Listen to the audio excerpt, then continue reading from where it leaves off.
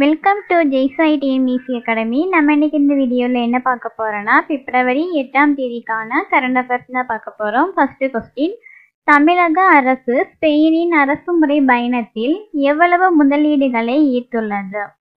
Answer option D, ரூபாய் 3440 கோடி. ஸ்பெயினுக்கு அரசுமுறை பயணத்தின் போது ரூபாய் 3440 கோடி முதலீடுகள் ஈர்க்கப்பட்டுள்ளதாக தமிழக முதல்வர் மு.க.ஸ்டாலின் அவர்கள் தெரிவித்திருக்காங்க. இந்த பயணத்தின் மூலம் தமிழகத்தில் தூத்துக்குடியில் சரக்கு முனையங்களை அமைப்பதற்கு ஹபக்லாய்டு சர்வதேச நிறுவனமானது ரூபாய் 2500 கோடி முதலீடு செய்ய உள்ளது.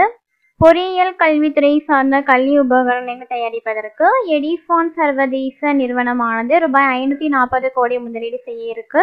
மேலும் கண்ணாடி பொருட்களை தயாரிக்கும் ரோகா சர்வதேச நிறுவனமானது ரூபாய் 400 கோடி முதலீடு செய்ய இருக்கு.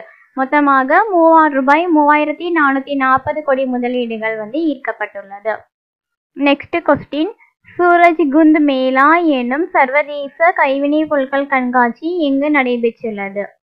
Answer option C, Haryana. Surajkund Mela எனும் சர்வதேச கைவினை பொருட்கள் கண்காட்சியானது ஹரியானாவில் நடைபெற்றது. இந்த கண்காட்சியினை குடியரசுத் தலைவர் திரௌபதி முர்மு அவர்கள் தொடங்கி வைத்திருக்காங்க.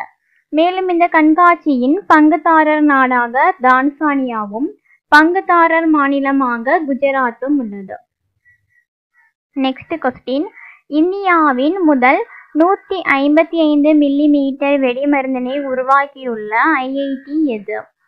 Answer option B, Chennai IIT. Chennai IIT ஆனது இந்தியாவின் முதல் 155 மில்லிமீட்டர் வெடிமருந்தினை உருவாக்கியுள்ளது. நெக்ஸ்ட் கொஸ்டின், கடலின் அடியில் உள்ள பவளப்பாறைகளை கண்காணிக்க கண்டுபிடிக்கப்பட்டுள்ள ரோபோ எது? Answer option C, seabot. கடலின் அடியில் உள்ள பவளப்பாறைகளை கண்காணிப்பதற்காக சீபாட் என்னும் ரோபோவானது உருவாக்கப்பட்டுள்ளது. இந்த ரோபோவின் தயாரிப்பானது கோவாவின் தேசிய கடல்சார் ஆய்வு நிறுவனமானது இந்த ரோபோவினை தயாரித்துள்ளது. இது நீர் வெப்ப தோரங்களை கண்டறிவதற்கும் கடல் ஆய்வுகளை மேற்கொள்வதற்கும் உதவுகிறது.